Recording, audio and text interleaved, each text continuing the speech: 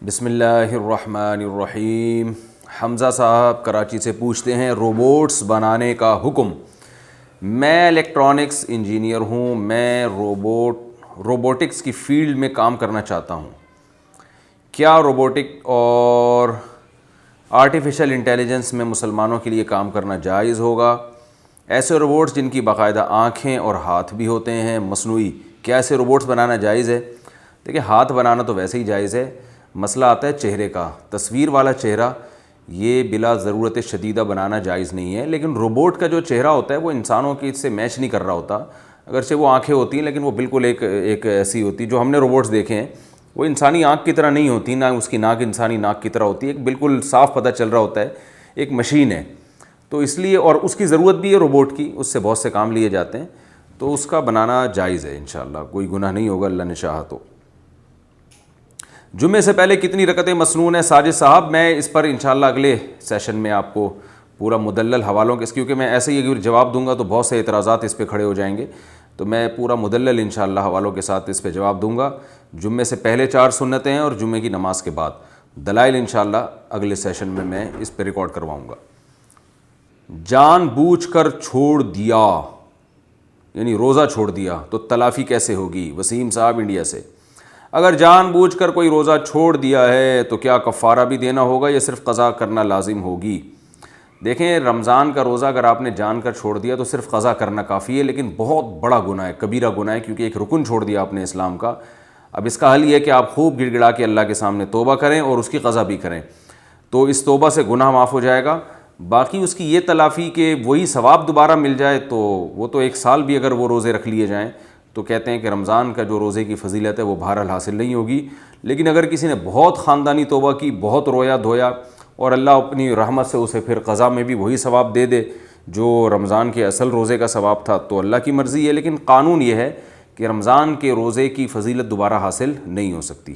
بیرون ملک والے شادی کیسے کریں؟ میں دبئی میں جاب کرتا ہوں، شادی کی وجہ سے پریشان ہوں۔ اگر میں کراچی میں شادی کرتا ہوں تو بیوی سال بھر تک میرے بغیر رہے گی، اور اگر میں دبئی میں کر لیتا ہوں تو ماں باپ ناراض ہوتے ہیں۔ اس صورت میں مجھے کیا کرنا چاہیے؟ محمد علیم کراچی۔ بھائی، اپنے والدین کو سمجھانا چاہیے، منانا چاہیے، ابا کیا ہو گیا؟ دیکھو، دبئی کا ماحول اتنا خراب ہے، میں کیسے یہاں بیوی کے بغیر رہوں، اور میں وہاں شادی کر کے یہاں بیوی کو لا نہیں سکتا، تو پھر میں اگر بیوی کو لے آؤں گا تو آپ کا خرچہ کون اٹھائے گا؟ پھر سارا تنخواہ تو میری بیوی میں نکل جائے گی۔ تو ایسے آپ اپنے ابا کو اچھی طرح سے سمجھائیں، اماں کو بھی یہی باتیں سمجھائیں، ان کی سمجھ میں آ جائیں، اچھی بات ہے۔ نہیں آتی تو پھر آپ شادی کر لیں، کیونکہ نکاح جلد نکاح کرنے کا نبی صلی اللہ علیہ وسلم نے حکم دیا ہے، اور جب شریعت کا حکم آ جائے تو پھر والدین کا حکم دوسرے نمبر پہ چلا جاتا ہے۔ تو اگر ابا مان جائیں تو اچھی بات ہے، پھر ابا کی مرضی سے ہی شادی کریں جہاں ابا کہہ رہے ہیں۔ نہیں مانتے تو بھائی، دبئی جیسے ماحول میں اپنے آپ کو آزمائش میں ڈالنا، بغیر بیوی کے وہاں رہنا، یہ بڑا خطرناک معاملہ ہے۔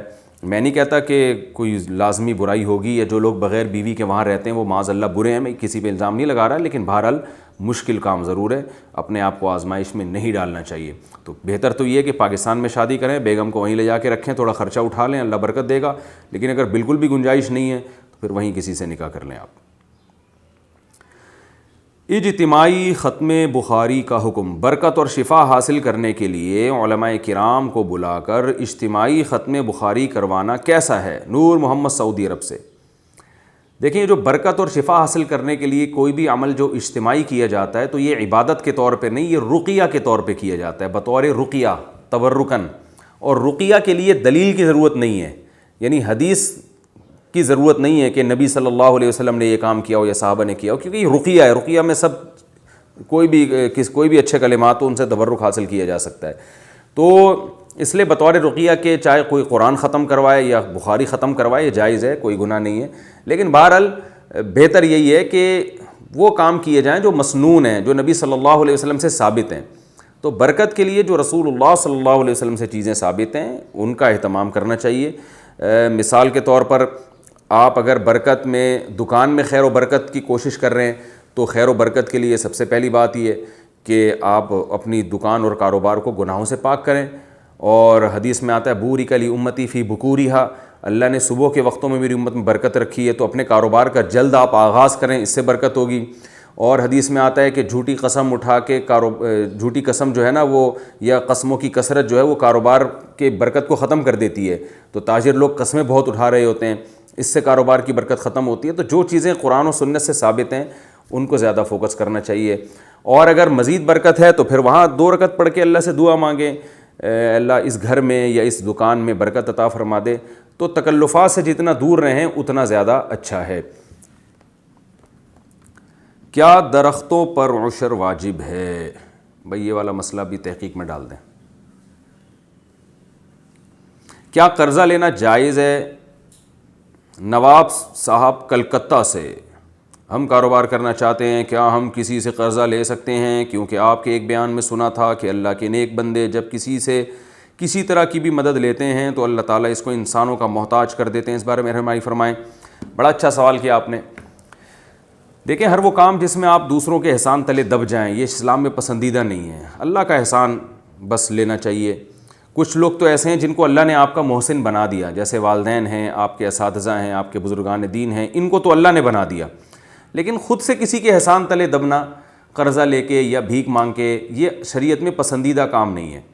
لیکن اگر قرضہ آپ لے رہے ہیں اور جس سے لے رہے ہیں اس سے اتنی بے تکلفی ہے کہ آپ کو کوئی ذلت محسوس نہیں ہو رہی اور آپ کو 100% یقین ہے کہ میں ٹائم پہ قرضہ لوٹا بھی سکتا ہوں, تو پھر یہ جائز ہے, اس میں کوئی گناہ نہیں ہے. اور یہ تو صحابہ اور تابعین سے ثابت ہے. خود نبی صلی اللہ علیہ وسلم بھی قرضہ لے لیا کرتے تھے اور پھر لوٹاتے تھے تو بڑھا کے لوٹاتے تھے. تو اس میں کوئی حرج نہیں ہے اگر استغنا کے ساتھ ہو اور لالچ کے بغیر ہو. جیسے بعض لوگوں نے اپنے پیسے رکھے ہوئے ہوتے ہیں. وہ ایک واقعہ ہے نا, ایک خاتون نے اپنے بچے کو بھیجا کہ جا پڑوسیوں سے چینی لے کر آ. وہ بچہ گیا, پڑوسیوں سے کہا کہ امی کہہ رہی ہیں چینی دے دو. اس نے صلواتیں سنائی, بولے چل دفعہ یہاں سے, ہماری چینی کیا تمہارے لیے. تو دوسرے کے گھر بچہ گیا کہ آنٹی امی کہہ رہی ہیں کہ چینی دے دیں, چائے بنانی ہے. اس نے بھی صلواتیں سنائی, چل دفعہ یہاں سے, ہم کیا چینی لوگوں میں بانٹتے پھریں. پھر وہ تیسرے گھر گیا بچہ, تو سب گھروں سے مایوس ہو کے ماں کے پاس آیا, کوئی بھی نہیں دے رہا. تو ماں نے کہا کم بخت کیسے کنجوس لوگ ہیں, کوئی بھی تعاون کرنے کے لیے تیار نہیں ہے, چل جا اپنا ڈبہ کھول, وہاں سے چینی نکال اور چائے بنا.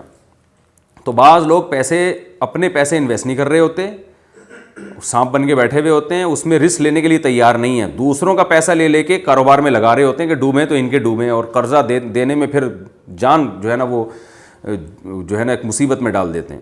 تو یہ لالچی قسم کے جو لوگ ہیں ان کے ساتھ اللہ کی مدد نہیں ہوتی.